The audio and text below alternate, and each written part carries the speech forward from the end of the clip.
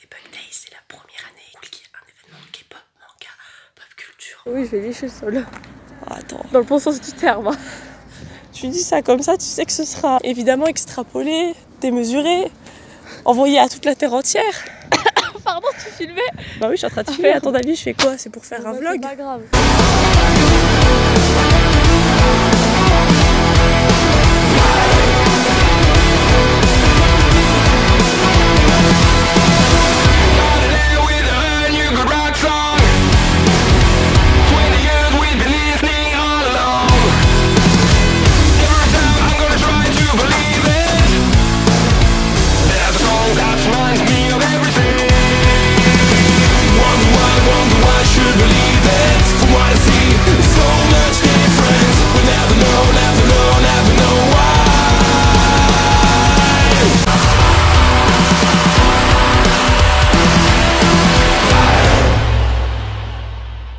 Howdy petit surimi, aujourd'hui on se retrouve pour parler de la Bug Days qui est une convention toute nouvelle puisque les 2 et 3 octobre 2021 a eu lieu la toute première édition dans la ville de Besançon et ça fait plaisir parce que ça fait 1 an et demi, 2 ans qu'on n'a pas pu avoir de convention, conditions sanitaires, crise sanitaire oblige et là ça fait du bien de reprendre les conventions et en plus de pas avoir à se déplacer à Nancy, à Marseille, à Paris, ça fait vraiment du bien pour une fois qu'on a quelque chose en lien avec la culture geek et otaku sur Besançon. Vraiment ça fait vraiment plaisir, surtout qu'à Besançon c'est vraiment pas pour faire ma chauviniste mais il y a vraiment une grosse communauté de personnes fans de manga, d'anime, fans de K-pop, fans de plein de choses et donc du coup c'était vraiment cool de faire ça sur Besançon. Ça s'est déroulé le 2 et le 3 octobre 2021, d'ores et déjà je précise que j'ai pas pu y être le 3 octobre parce que voilà je devais participer à un déménagement mais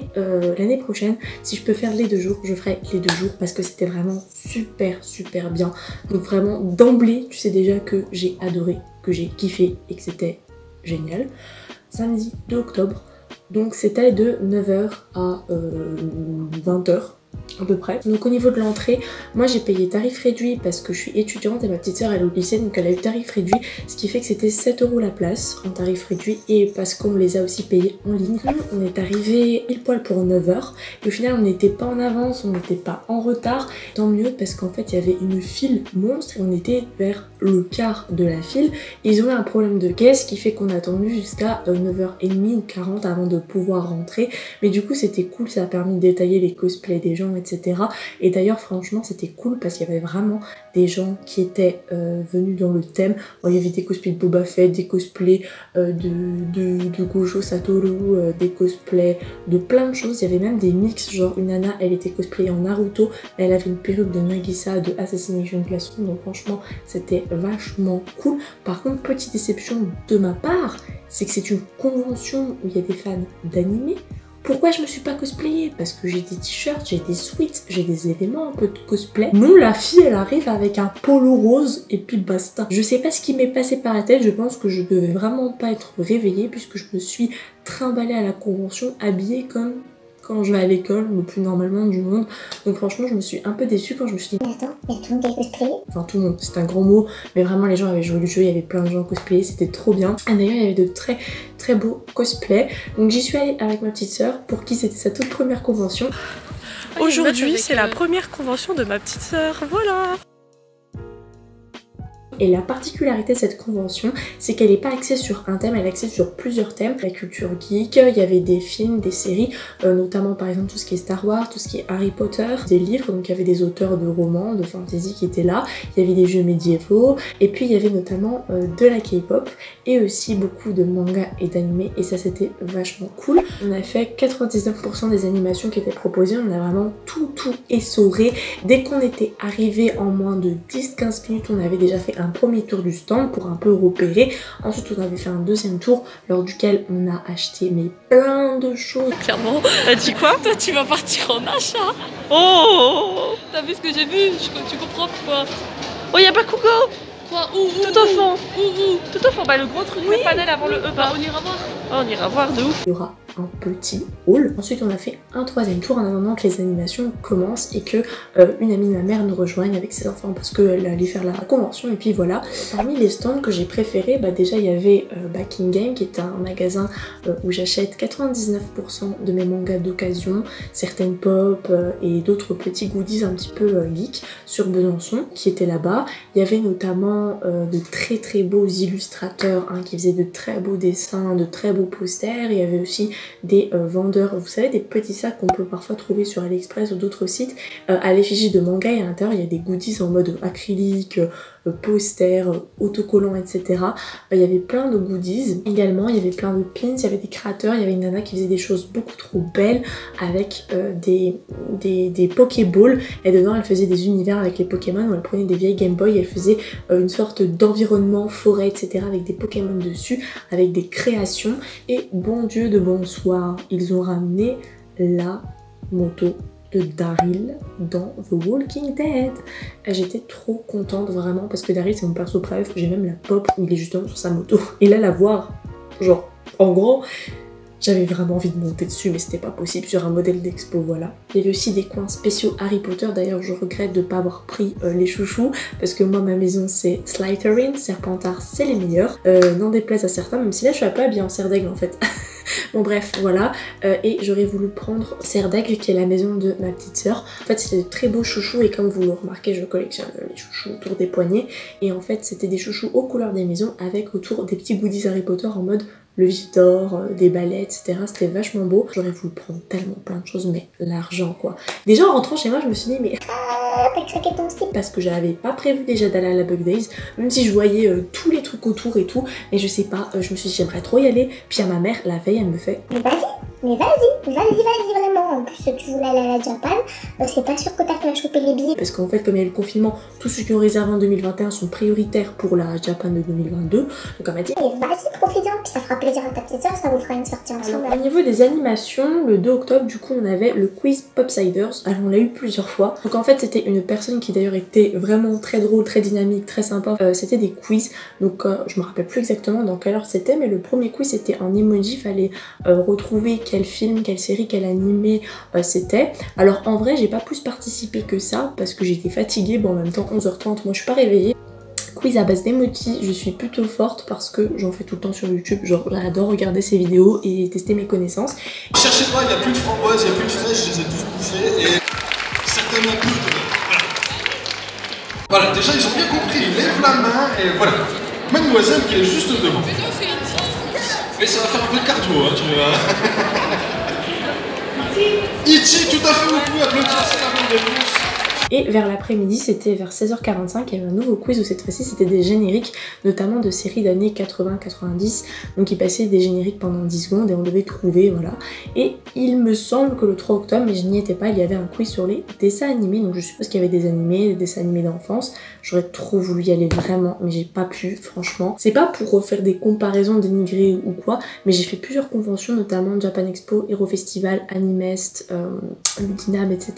J'ai pas encore fait la KCON, mais je trouve que Bug Days est bien meilleur que Ludinam. En tout cas, moi, j'y ai trouvé plus mon compte par rapport aux animations, au stand, tout ça. Et même à l'ambiance, je trouvais l'ambiance de Bug Days beaucoup mieux, vraiment beaucoup mieux par rapport à Ludinam. Honnêtement, pour avoir fait tous les Ludinam, je crois qu'il n'y a qu'une seule fois que j'ai pas pu faire Ludinam. Je sais plus pour quelle raison c'était. Je crois que j'avais mon partiel qui tombait le lendemain et donc du coup je me suis dit non, je peux pas, attends, je vais rentrer claquer. En deuxième, il y avait une conférence de japonais, en plus c'était avec une dame que je connais parce qu'en fait je suis sa chaîne YouTube, donc c'était Sophie qui fait des cours de japonais. Il faut savoir que moi je parle français, logique, anglais, espagnol, l'italien, le japonais et le coréen. J'ai arrêté en rentrant à la faculté. Et là en fait le fait d'avoir revu la conférence de Sophie, il y avait tellement de logique et tellement de passion, tellement de simplicité comment l'expliquer que je me suis dit ah mais j'ai trop envie en fait. On a des sons qui globalement existent en français. Une fleur, plus du feu, peu d'artifice. Yes, bien joué, bravo. Celui-là il était pas évident. Ce que j'ai fait en rentrant, c'est que je me suis abonnée sur les réseaux, j'ai mis la petite cloche sur la chaîne, je me suis dit allez, toutes les semaines tu vas te faire 1 ou 2 petites heures de japonais, j'ai ressorti mon cahier et tout. Et non, vraiment le japonais, là ça y est, je me suis relancée. Merci beaucoup à Madame Sophie Sensei. Voilà, merci beaucoup. Franchement, ça m'a passionnée. Par contre, ma soeur, elle, ça l'a traumatisée parce qu'elle a pris option chinois à l'école et quand il y a eu les kanji, elle a dit je vais pas écouter parce que ça va mélanger avec les cours. Mais elle m'a épatée parce qu'elle a fait même pas 1 mois de chinois. Elle savait déjà lire plein de kanji. J'étais en mode t'es trop une BG en fait ma soeur.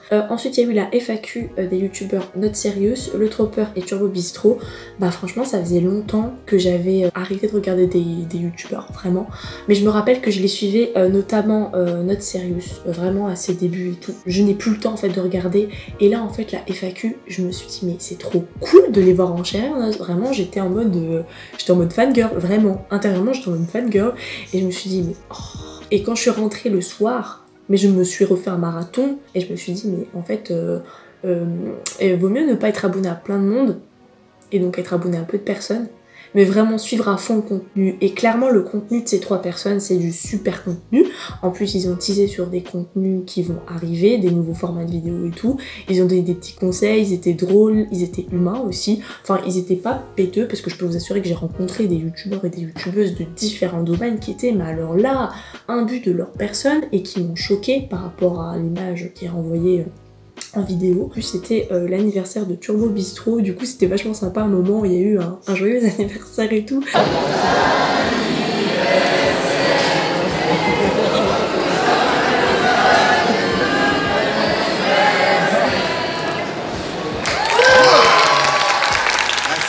Ça sent que je me suis pas lavé les dents. Hein. Je vous demande d'applaudir très fort Not Serious, Turbo Bistro et Le Tropper. Merci beaucoup. Je trouvais ça vraiment sympa. Non franchement le staff, les animateurs, tout ça, je suis sûre que les intervenants ils étaient grave à l'aise. Et franchement même au niveau du public ça se ressentait que l'ambiance était géniale. C'était dynamique, c'était vivant, c'était convivial.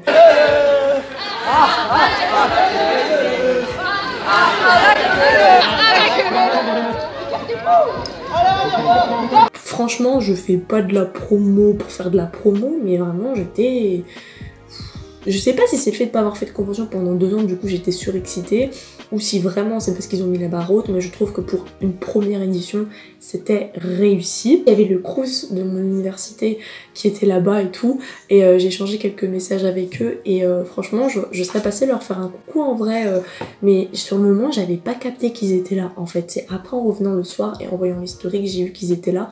Pareil, il y avait certains de mes potes et même des potes de ma petite sœur qui étaient là-bas, et alors ma petite sœur elle a pu croiser certains de ses potes, elle leur a parlé, mais moi je les ai pas vus, c'est après coup que j'ai appris, et je me suis dit mais c'est trop bien, on a trop une bonne communauté sur Besançon et tout, c'est super. Vers 13h45 il y a eu Lightning, donc c'est un groupe français, si je dis pas de bêtises ils viennent de Strasbourg, qui reprend des musiques de K-pop et on fait des cover dance. Ils ont bien mixé les musiques, il y en avait pour tous les goûts et surtout ils étaient incroyablement doués.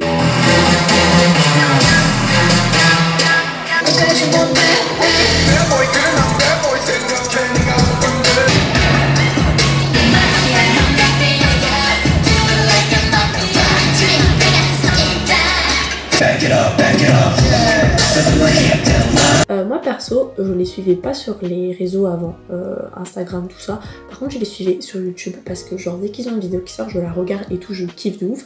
Et j'ai toujours voulu les voir en vrai. Et là quand ma mère elle m'a dit mais tu sais à la Bug Days il va y avoir un groupe de K-pop.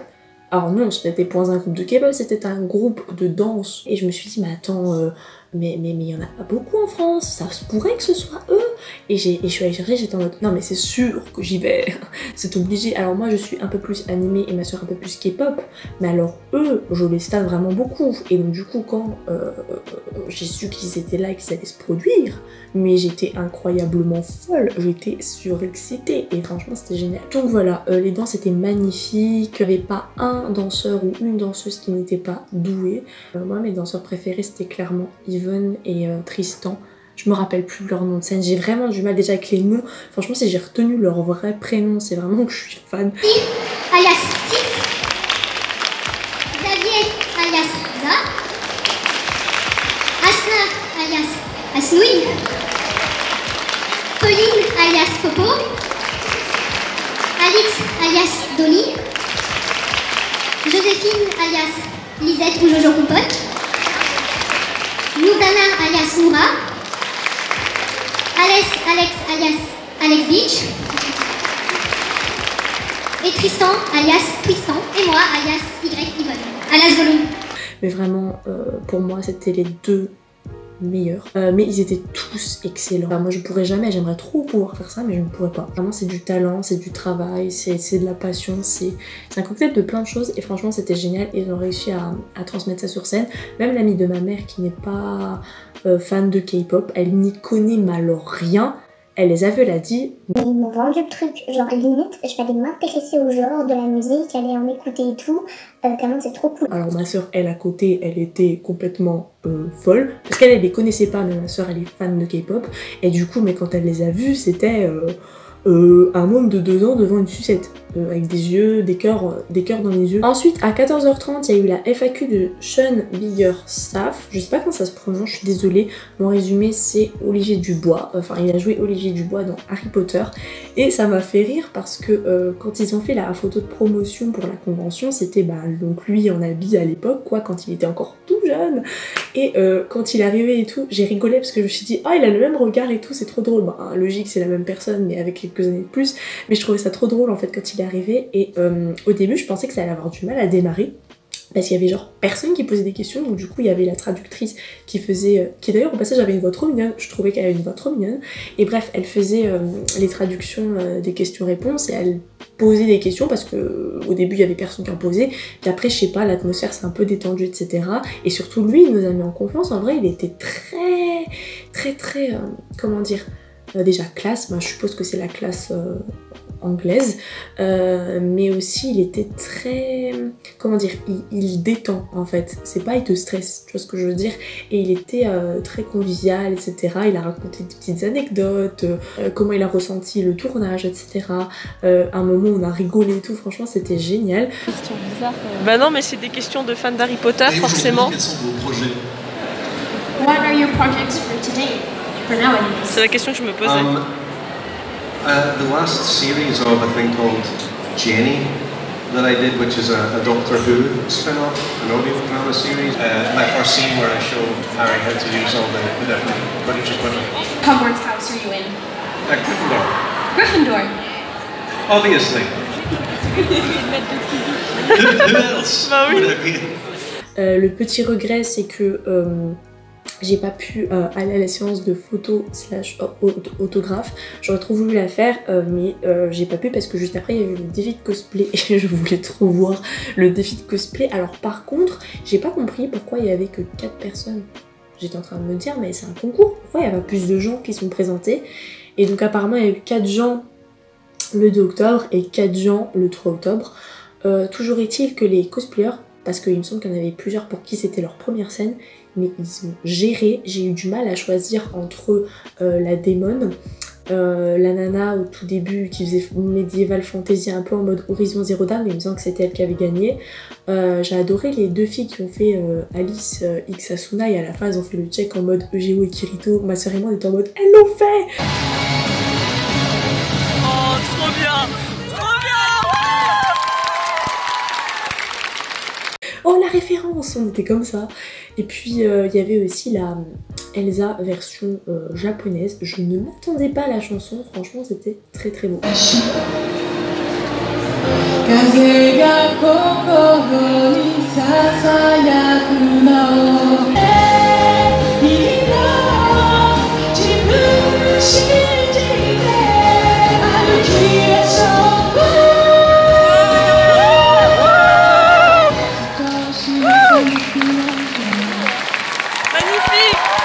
On a vu aussi l'initiation sabre laser, vite fait, et on a vu l'initiation de danse K-pop, donc elle mettait des musiques au ralenti, elle apprenait les pas, et puis voilà, c'était vachement sympa. Évidemment, à chaque initiation, il y avait une musique différente, comme ça, si les gens voulaient changer de musique et pas refaire la même, ben Voilà, il y en avait pour tous les goûts, c'était bien. Au niveau de la bouffe, nous au midi on a mangé notre sandwich à nous parce que on savait qu'il allait avoir une file monstre et effectivement il y avait des cheeseburgers, il y avait des bento, j'aurais trop voulu pouvoir manger des ramen ou des bento, mais la file était mais XXL et du coup il y a des gens qui finalement, même en faisant la file, bah, ils ont pas pu manger, soit parce que bah, ils avaient la flemme d'attendre, soit parce que les animations reprenaient et qu'ils voulaient pas les rater. Par contre on est parti après prendre des taiyaki, vous savez les petits poissons là, parce que moi j'en avais mangé avec mon copain donc pendant le voyage à Paris quand on est allé au quartier asiatique. J'en avais fait une vidéo. Je voulais faire goûter à ma soeur le hanko qui est le classique à base de haricots rouges japonais et évidemment je la connais très bien, elle a